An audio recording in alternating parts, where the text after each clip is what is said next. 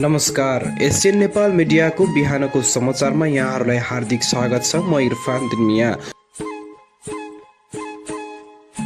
तनहुँको शुक्ला गण्डकी नगरपालिका 7 स्थित कुसमावती माध्यमिक विद्यालयको आरएसडी मुटु परीक्षण कार्यक्रम सम्पन्न भएको छ।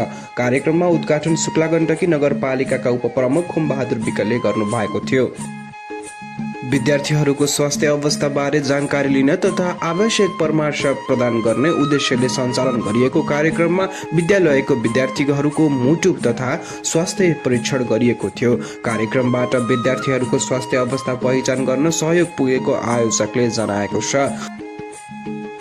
कार्यक्रम सम्पन्न भएपछि विद्यालयको प्रधानाध्यापक सीता गिरीले अतिथिहरूलाई विद्यालयको अवलोकन गराउनु भएको थियो। अवलोकनको क्रममा विद्यालयको क्यान्टिन, कम्प्युटर कक्षा, डिजिटल बोर्ड जडान गरिएको कक्षा कोठा तथा अन्य शैक्षिक संरचना निरीक्षण गरिएको थियो।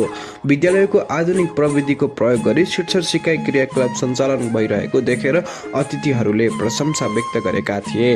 उपप्रमुख खुमबहादुर विकल सहितको टोली कक्षा कोठामा पुगेर प्रत्यक्ष रूपमा भइरहेको पठन पाठन समेत अवलोकन गरेको थियो। शिक्षकले अध्ययन गराइरहेको बेला कक्षा कोठामा पुग्दा विद्यार्थीको उत्साह साथ अध्यापन सहभागी भएको दृश्यले निकै प्रेरणादायी रहेको सहभागीहरूले बताएका छन्। प्रविधिको जमानामा स्मार्ट बोर्ड क्लासमा भएको फाइदा त हामीले केही कुरा पढाउँछौँ, यस्तो गरेर हाम्रो यो नोटमा रहन्छ। भोलि अब मेटेरियल पनि जाँदैन, बच्चाले फेरि पनि पढ्न पायो। बच्चाले अब जे खोजेको एकदममा जे छ, उसलाई के आवश्यक परेको छ, समस्या समाधानका हरेक विधिहरूले अपनाउन सकिन्छ। टिचरले पढाएर मात्रै भन्दा पनि बच्चाले आफै पनि बुझ्न सक्नको लागि टिचरहरू खाली पिरियड भएको बेला, टिचरहरू अब्सेन्ट भएको बेला पनि बच्चाले आफैले क्लास क्याप्टेनले आएर सहजीकरण गर्ने, अनि बच्चाहरूले आफ्नो मन लागेको कुराहरू र विषयसँग सम्बन्धित कुराहरू जे खोज्यो त्यो सन्दर्भमा अहिले आएर त्यसरी हामीले सिकाइराखेका छौँ। यो व्हाइट बोर्ड हो, अब हामी कुन युज गर्ने भन्ने कुरा हामी हुनुपर्छ।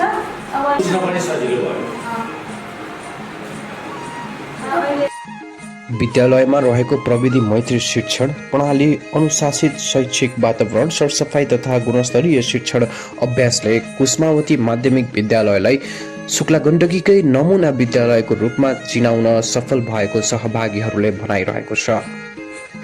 भने हेर्दै गर्नुहोला एसियन नेपाल मिडिया। हामी विशेष अपडेट दिइराख्नेछौँ।